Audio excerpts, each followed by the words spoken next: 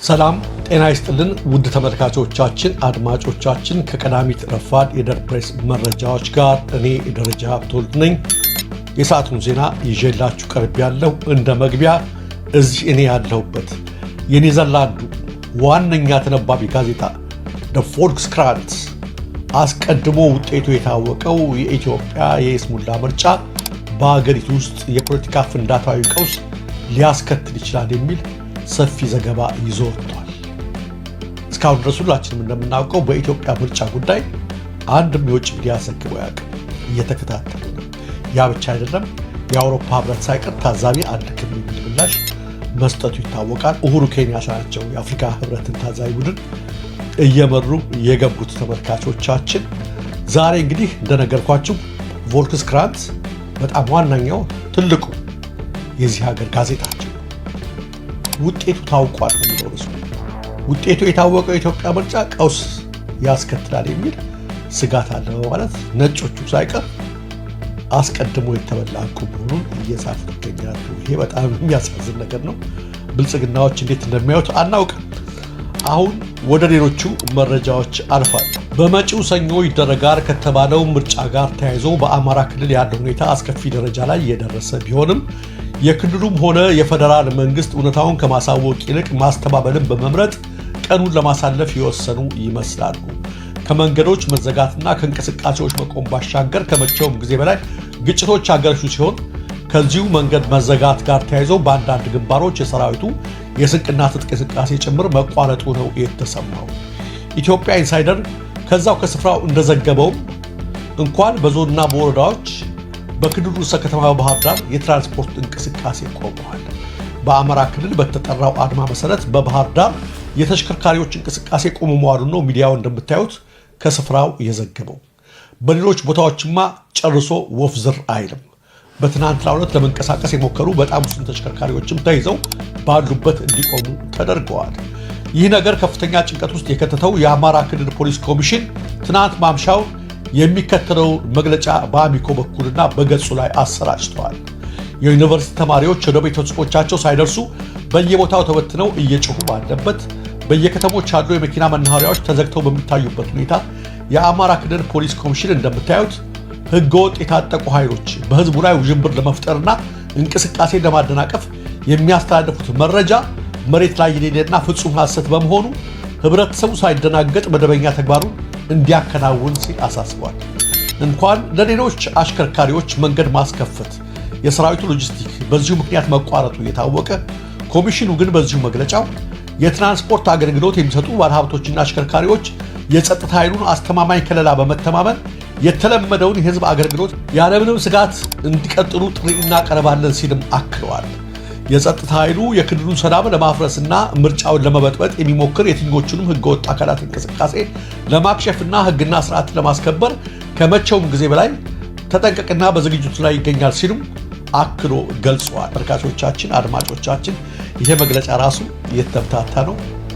ላይ ምንም አይነት ነገር እንቅስቃሴ አልታወቀም ይላል። ይቀጥልና አሽከርካሪዎች የተለመደ ስራችሁ እንድትቀጥሉ ጥሪ እናቀርባለን ይላል። እንደገና ምን ጥሪ ማቅረብ አስፈልገው ሰላም ከሆነ ማለት ነው። ነገር ግን ተመልካቾቻችን ለምን ይሄንን ማድረግ እንዳስፈልጋቸው ግራ የሚያጋባ ነው። በተለይ አርከበ ቁባይን አስታውሰውኛል። ሰው የሚያየውን ነገር ከዋሸው ወደ በለጠ አመጽ ነው የምንመራው። አርከበ ቁባይ በምርጫ 97 ላይ የታክሲዎች እንቅስቃሴ እንዲቆም ቅንጅት ጥሪ ሲያቀርብ ታክሲዎች ባንዴ ቆሙ፣ አዲስ አበባ ላይ ማለት ነው። በወቅቱ አርከበ ቁባይ ትዝ ይለኛል ኤፍኤም ስቱዲዮ ገቡና ኤፍኤም በጊዜው የሚተላለፈው አዲስ አበባ ብቻ ወደ ክልል እንኳን አይተላለፍም። በፋና በቴሌቪዥን የሚሰጡ ያን መግለጫ ይገባኝ ነበር። አመፁ ወደ ክልል እንዳይሰጋ ነው። አዲስ አበባ ላይ ተወስኖ በሚቀር ሚዲያ ወጡና ታክሲዎች እንዳይወጥረው አገልግሎት እየሰጡ ነው፣ በሁካታና በውዥንብር እንዳትታወቁ አገልግሎቱ ቀጥሏል ሲሉ ባለ ታክሲዎች የበለጠ ተናደዱ።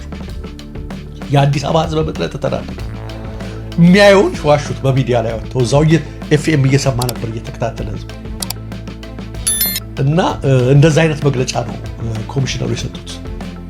አሽከርካሪዎች ቆመው፣ መንገዶች ቆመው፣ መናኸሪያዎች ተዘግተው የዩኒቨርሲቲ ተማሪዎች ከየቦታው ወደ የቤታቸው ለመሄድ መንገድ ላይ ተበትነው እያለቀሱ ነው የሚገኙት። ብዙ ነገሮች እየታዩ የሚያየውን ማለት ነው። ህዝቡ መመላለሻቶ በቆመበት ሁኔታ ላይ እዛው አማራ ክልል ላይ ነገሮች ቀጥለዋል ማለት ህዝቡን የበለጠ ማበሳጨት ነው።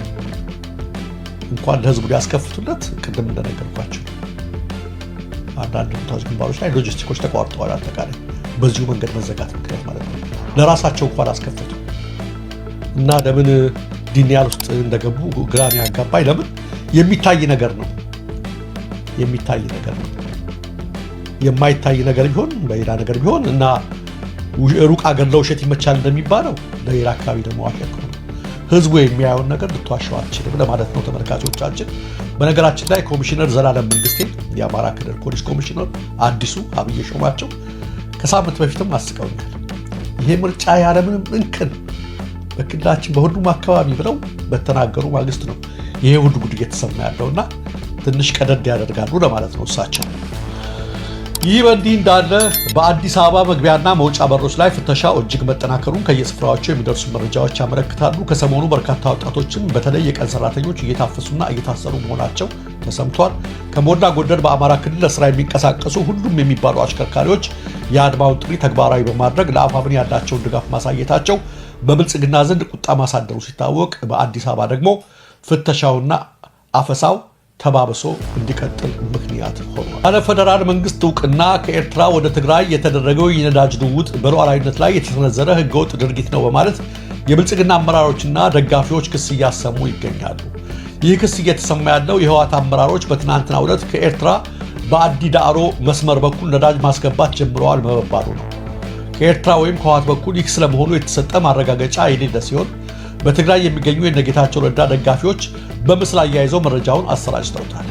እነኚሁ አካላት አያይዘው ይህ የፌዴራል መንግስትን ፈቃድና ቁጥጥር ወደ ጎን በመተው የተከናወነው ድርጊት ከባድ ህገወጥ ወንጀል ከመሆኑ በላይ የኤርትራ መንግስት በኢትዮጵያ ውስጥ ጉዳይ ላይ በግልጽ ጣልቃ ለመግባት እያደረገ ያለውን አደገኛ ሙከራ የሚያሳይ ነው ሲሉ ክሳቸውን ቀጥለዋል።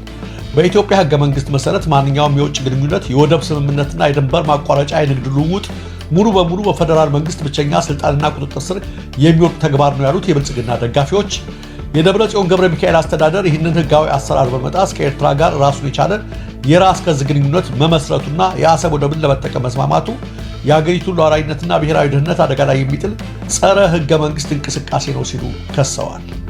ከዚህ በተጨማሪም የነ ደብረጽዮን አስተዳደር ባለፈው ሳምንት የኤሌክትሪክ ተሽከርካሪዎችን ወደ ክልሉ ማስገባት ያሳለፈው ውሳኔ ከፌደራል መንግስት የጉምሩክ የታሪፍና የገቢዎች ቁጥጥር ስርዓት ውጭ የሚከናወን ከሆነ ሌላኛው የህግ ጥሰት ማሳያ እንደሚሆን እነዚሁ አካላት ስጋታቸውን ይገልጻሉ። በስተመጨረሻም የፌደራል መንግስት በእነዚህ ህገወጥ የድንበር ማቋረጫና የውጭ ጣልቃ ገብነት ድርጊቶች ላይ አስፈላጊውን ህጋዊና አስተዳደራዊ እርምጃ እንዲወስድ ሲሉ ጠይቀዋል። በዶክተር ደብረጽዮን ገብረ ሚካኤል የሚመራው የትግራይ አስተዳደር ቀደም ሲል በሰጠው መግለጫ ከፌደራል መንግስቱ ጋር የምታገናኘን አንዲት ቀጭን መስመር የፕሪቶሪያው ስምምነት ብቻ ነበረች። እርሱም በብልጽግና ተጥሷል። ካሁን በኋላ ከኢትዮጵያ መንግስት ጋር ምንም የሚያገናኘን ነገር የለም ማለቱ ይታወሳል። በአራት ዓመት ውስጥ 7400 ግጭቶች በኢትዮጵያ ይለናል አልጀዚራ። የአልጀዚራ የግጭት መቆጣጠሪያ እንደሚያሳየው ከጃንዋሪ 2022 እስከ ሜይ 15 2026 ማለትም እንደ ፈረንጆቹ ቀመር በኢትዮጵያ በመላ ሀገሪቱ ከ7400 በላይ ግጭቶች ተመዝግበዋል። ከግጭቶቹ መካከል ከግማሽ በላይ የሚሆኑት ማለትም 3719 ግጭቶች በአማራ ክልል በፋኖና በመንግስት የጸጥታ ኃይሎች ጭምር የተመዘገቡ ናቸው።